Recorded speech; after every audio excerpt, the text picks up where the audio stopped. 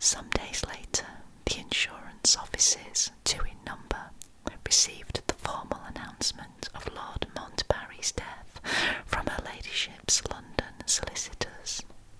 The sum insured in each office was £5,000, on which 1 year's premium only had been paid. In the face of such a pecuniary emergency as this, the directors thought it desirable to consider their position. The medical advisers of the 2 offices, who had recommended the insurance of Lord Montbarry's life, were called into council over their own reports.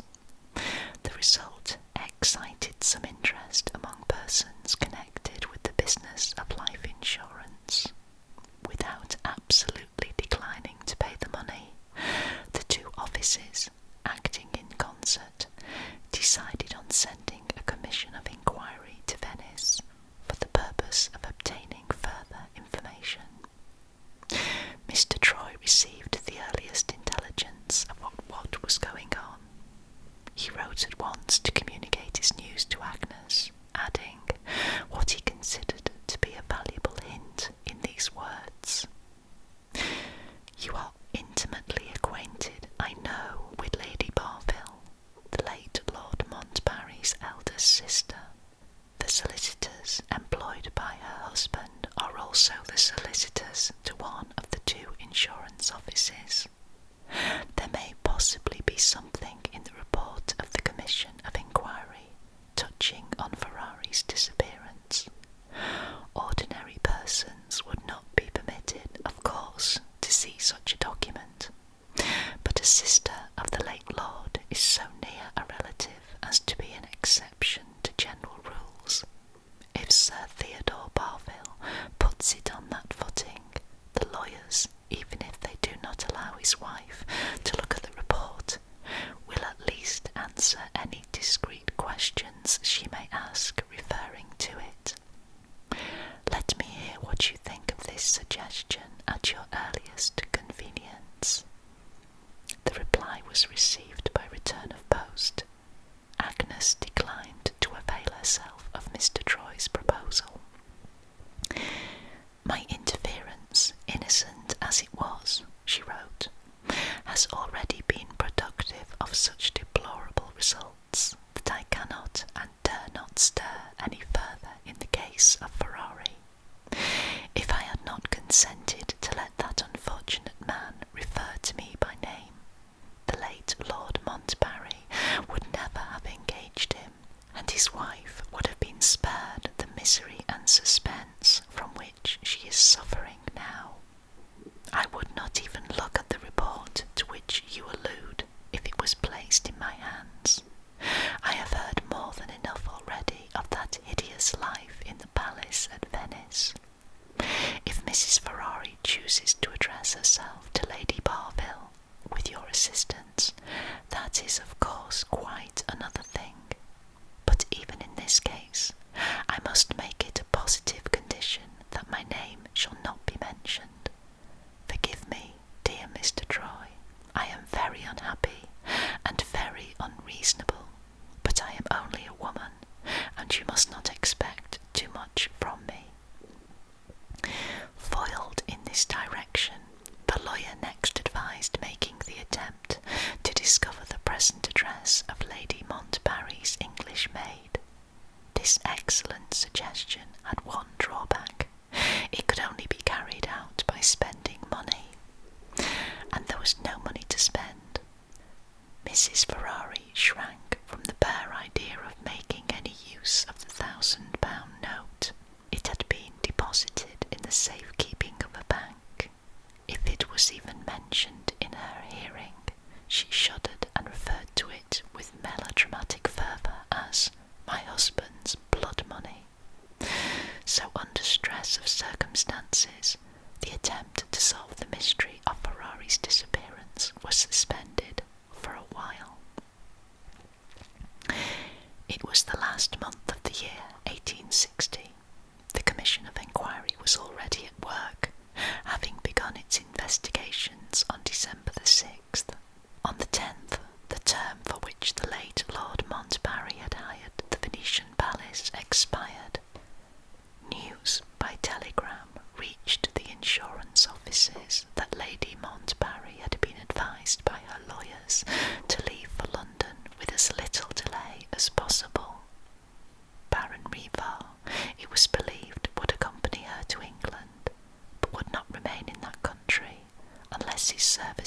absolutely required by her ladyship. The Baron, well known as an enthusiastic student of chemistry, had heard of certain recent discoveries in connection with that science in the United States, and was anxious to investigate them personally. These items of news, collected by Mr. Troy, were duly communicated to Mrs. Ferrari, whose anxiety about her husband made her a too frequent visitor at the lawyer's office. She attempted to relate what she had heard to her good friend and protectress. Agnes steadily refused to listen, and positively forbade any further conversation relating to Lord Montbarry's wife, now that Lord Montbarry was no more. "You have Mr. Troy to advise you," she said, "and you are welcome to what little money I can spare, if money is wanted. All I ask in return is that you will not distress me.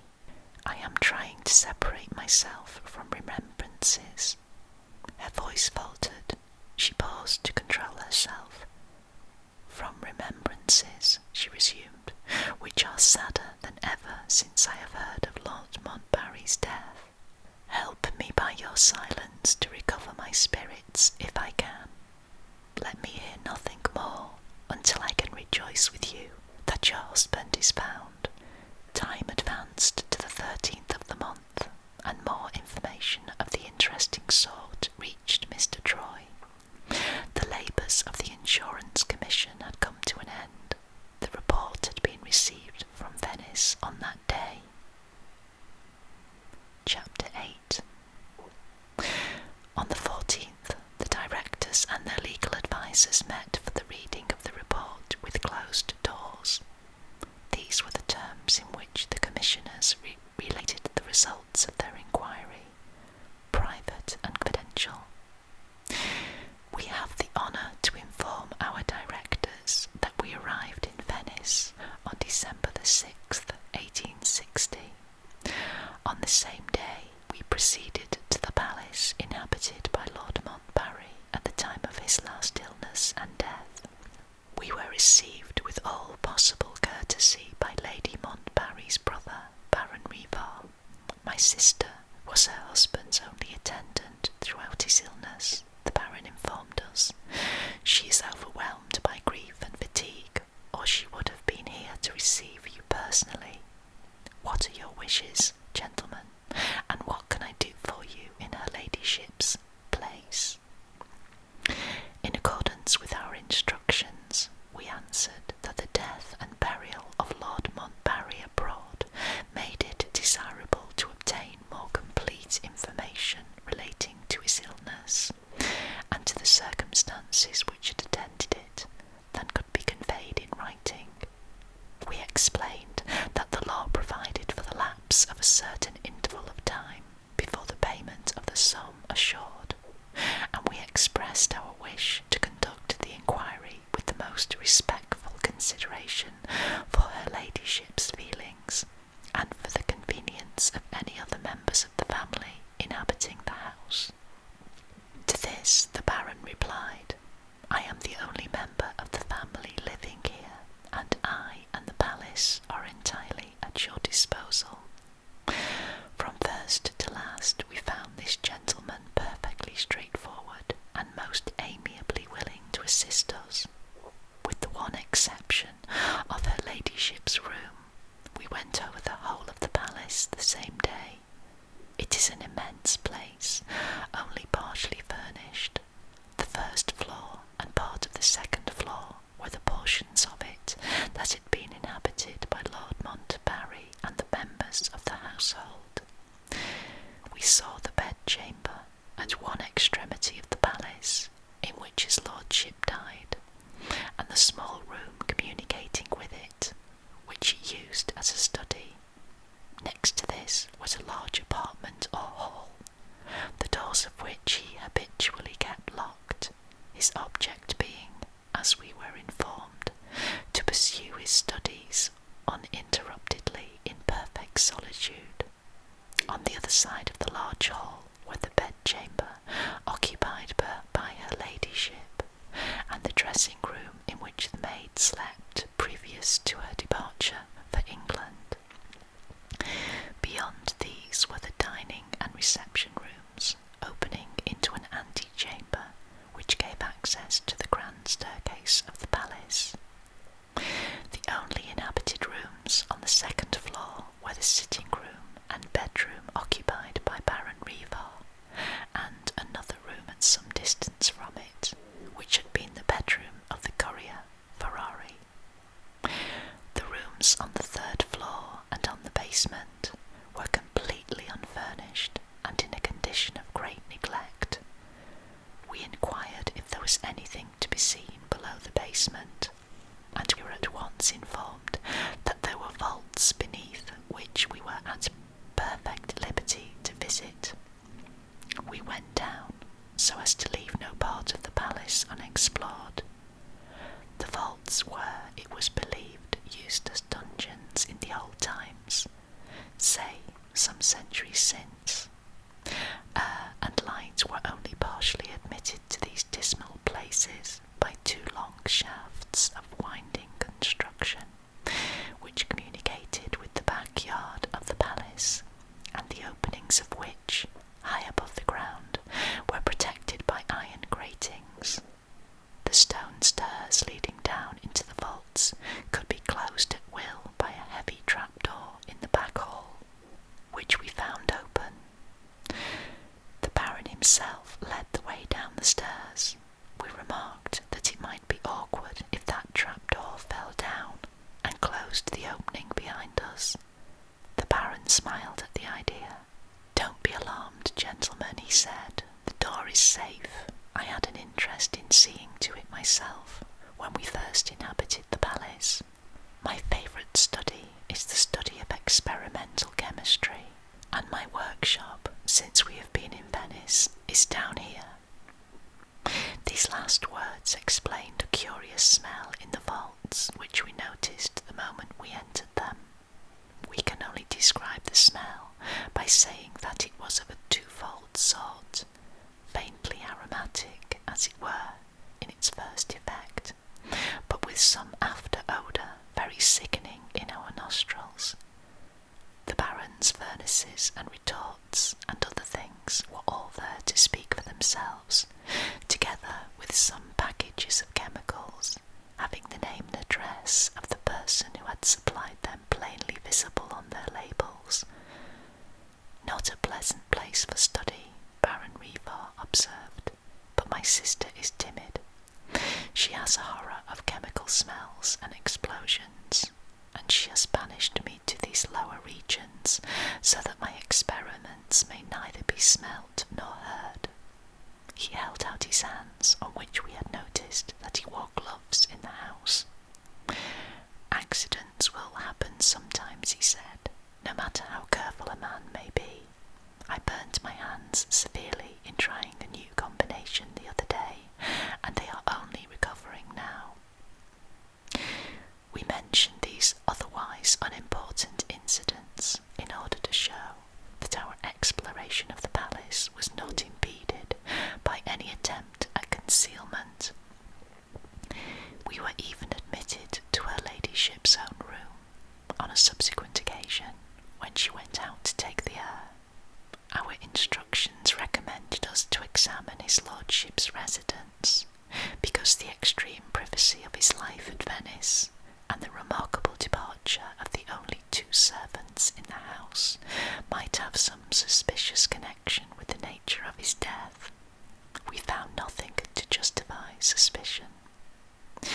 As to his lordship's retired way of life, we have conversed on the subject with the consul and the banker, the only two strangers who held any communication with him. He called once at the bank to obtain money on his letter of credit, and excused himself from accepting an invitation to visit the banker at his private residence on the ground of delicate health. His lordship wrote to the same effect on sending his card to the consul, to excuse himself from personally returning that gentleman's visit to the palace. We have seen the letter, and we beg to offer the following copy of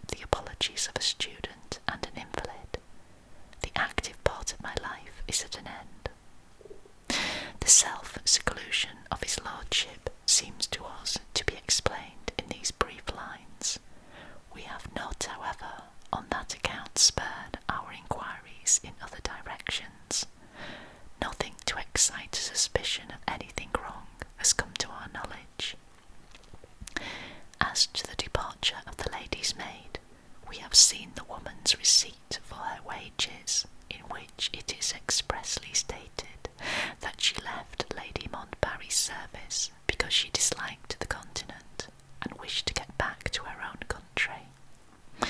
This is not an uncommon result of taking English servants to foreign parts. Lady Montbarry has informed us that she abstained from engaging another maid in consequence of the extreme dislike which his lordship expressed to having strangers in the house in the state of his health at that time. The disappearance of the courier Ferrari is in itself unquestionably a suspicious circumstance. Neither her ladyship nor the Baron can explain it, and no investigation that we could make has thrown the smallest light on this event, or has justified us in associating it directly or indirectly with the object of our inquiry. We have even gone the length of examining the portmanteau which Ferrari left behind him. It contains nothing but clothes and linen, no money, and not even a scrap of paper in the pockets of the clothes. The portmanteau remains in charge of the police. We have also found opportunities of speaking privately to the old woman who attends to the rooms occupied by her ladyship and the Baron. She was recommended to fill this situation by the keeper of the restaurant, who has supplied the meals to the family throughout the period of their residence at the palace. Her character is most favourably spoken of. Unfortunately, her limited intelligence makes her of no value as a witness. We were patient and careful in questioning her, and we found her perfectly willing to answer us, but we could elicit nothing which is worth including in the present report. On the second day of our inquiries, we had the honour of an interview with Lady Montbarry. Her ladyship looked miserably worn and ill, and seemed to be quite at a loss to understand what we wanted with her. Baron Rivar, who introduced us, explained the nature of our errand in Venice, and took pains to assure her that it was a purely formal duty on which we were engaged. Having satisfied her ladyship on this point, he discreetly left the room. The questions which we answered to Lady Montbarry related mainly, of course, to his lordship's illness. The answers given with great nervousness of manner, but without the slightest appearance of reserve, informed us of the facts that follow. Lord Montbarry had been out of order for some time past, nervous and irritable. He first complained of having taken cold on November the 13th last. He passed a wakeful and feverish night, and remained in bed the next day. Her ladyship proposed sending for medical advice. He refused to allow her to do this, saying that he could quite easily be his own doctor in such a trifling matter as a cold.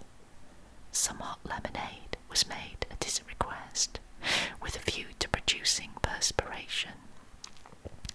Lady Montbarry's maid having left her at that time, the courier Ferrari, then the only servant in the house, went out to buy the lemons. Her ladyship made the drink with her own hands. He was successful in producing perspiration, and Lord Montbarry had some hours of sleep afterwards. Later in the day, having need of Ferrari's services, Lady Montbarry rang for him.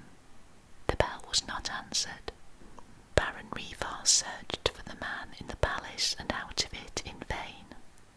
From that time forth, not a trace of Ferrari could be discovered. This happened on November the 14th.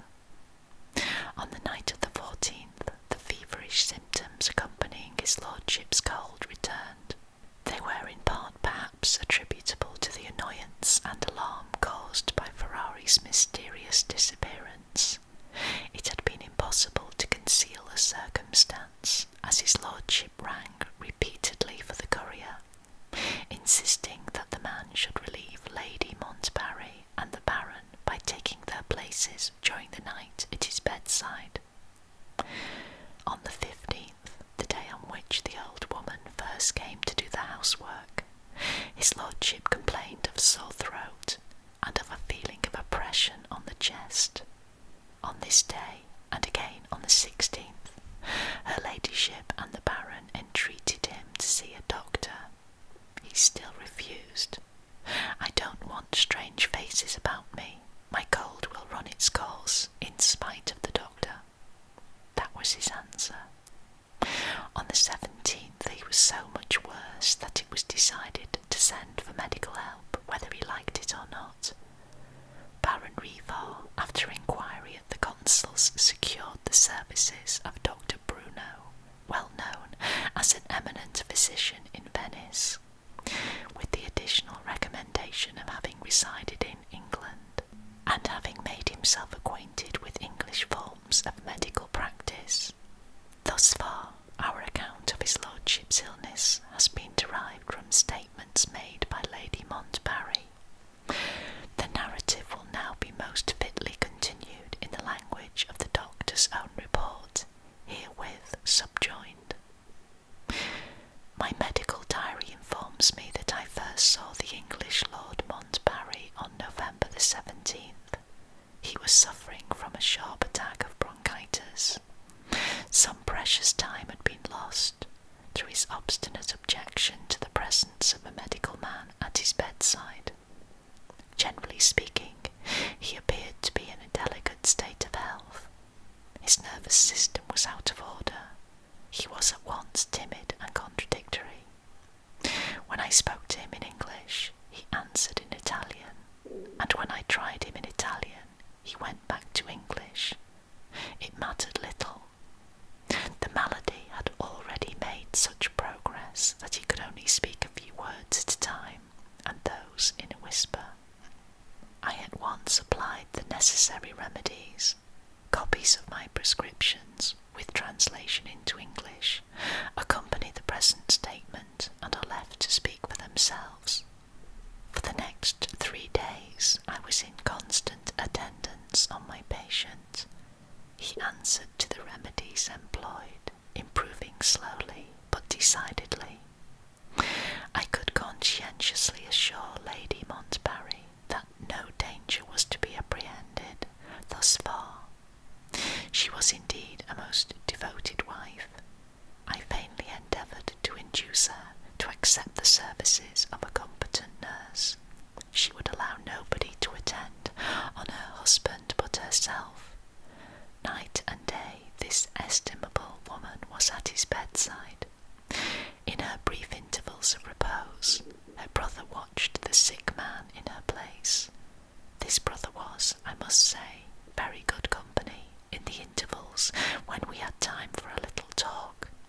He dabbled in chemistry down in the horrid underwater vaults of the palace, and he wanted to show me some of his experiments. I have enough of chemistry in writing prescriptions, and I declined. He took it quite good-humouredly. I am straying away from my subject. Let me return to the sick lord. Up to the 20th, then, things went well enough. I was quite unprepared for the disastrous change that showed itself when I paid Lord Montbarry my morning visit on the 21st. He had relapsed, and seriously relapsed. Examining him to discover the cause, I found symptoms of pneumonia, that is to say, in unmedical language, inflammation of the substance of the lungs. He breathed with difficulty, and was only partially able to relieve himself by coughing. I made the strictest enquiries, and was assured that his medicine had been administered as carefully as usual, and that he had not been exposed to any changes of temperature. It was with great reluctance that I added to Lady Montbarry's distress, but I felt bound, when she suggested a consultation with another physician, to own that I too thought there was really need for it. Her ladyship instructed me to spare no expense, and to get the best medical opinion in Italy. The best opinion was happily within our reach. The first and foremost of Italian physicians is Torello of Padua. I sent a special messenger for the great man.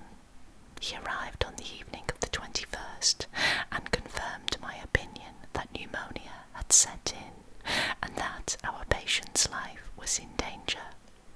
I told him what my treatment of the case had been, and he approved it in every particular. He made some valuable suggestions, and at Lady Montbarry's express request, he consented to defer his return to Padua until the following morning. We both saw the patient at intervals in the course of the night. The disease, steadily advancing, set our utmost resistance at defiance. In the morning, Dr. Torello took his leave. "I can be of no further use," he said to me. "The man is past all help, and he ought to know it." Later in the day, I warned my lord as gently as I could that his time had come. I am informed that there are serious reasons for my stating what passed between us on this occasion, in detail and without any reserve. I comply with the request. Lord Montbarry received the intelligence of his approaching death with becoming composure, but with a certain doubt. He signed to me to put my ear to his mouth. He whispered faintly, "Are you sure?" It was no time to deceive him, I said, positively sure. He waited a little, gasping for breath, and then he whispered again, "Feel under my pillow." I found under his pillow a letter, sealed and stamped, ready for the post. His next words were just audible and no more. "Post it yourself." I answered, of course, that I would do so, and I did post the letter with my own hand. I looked at the address. It was directed to a lady in London. The street I cannot remember. The name I can perfectly recall. It was an Italian name, Mrs. Ferrari. That night my lord nearly died of asphyxia. I got him through it for the time, and his eyes showed that he understood me when I told him the next morning that I had posted the letter. This was his last effort of consciousness. When I saw him again, he was sunk in apathy. He lingered in a state of insensibility, supported by stimulants, until the 25th, and died unconscious to the last on the evening of that day. As to the cause of his death, it seems, if I may be excused for saying so, simply absurd to ask the question. Bronchitis terminating in pneumonia. There is no more doubt than this, and this only, was the malady of which he expired, than that 2 and 2 make 4. Dr. Torello's own note of the case is added here to a duplicate of my certificate, in order, as I am informed, to satisfy some English offices in which his lordship's life was insured. The English offices must have been founded by that celebrated saint and doubter, mentioned in the New Testament, whose name was Thomas. Dr. Bruno's evidence ends here. Reverting for a moment to our inquiries addressed to Lady Montbarry, we have to report that she can give us no information on the subject of the letter which the doctor posted at Lord Montbarry's request. When his lordship wrote it, what it contained, why he kept it a secret from Lady Montbarry, and from the Baron also, and why he should write at all to the wife of his courier. These are questions to which we find it simply impossible to attain any replies. It seems even useless to say that the matter is open to suspicion. Suspicion implies conjecture of some kind, and the letter under my lord's pillow baffles all conjecture. Application to Mrs. Ferrari may perhaps clear up the mystery. Her residence in London will be easily discovered at the Italian Courier's Office, Golden Square. Having arrived at the close of the present report, we have now to draw your attention to the conclusion conclusion which is justified by the results of our investigation. The plain question before our directors and ourselves appears to be this: has the inquiry revealed any extraordinary circumstances which render the death of Lord Montbarry open to suspicion? The inquiry has revealed extraordinary circumstances beyond all doubt, such as the disappearance of Ferrari, the remarkable absence of the customary establishment of servants in the house, and the mysterious letter which his lordship asked the doctor to post. But where is the proof that any one of these circumstances is associated, suspiciously and directly associated, with the only event which concerns us, the event of Lord Montbarry's death?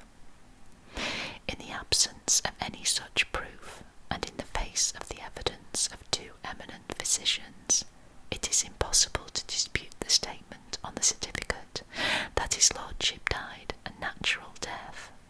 We are bound, therefore, to report that there are no valid grounds for refusing the payment of the sum for which the late Lord Montbarry's life was assured. We shall send these lines to you by the post of tomorrow,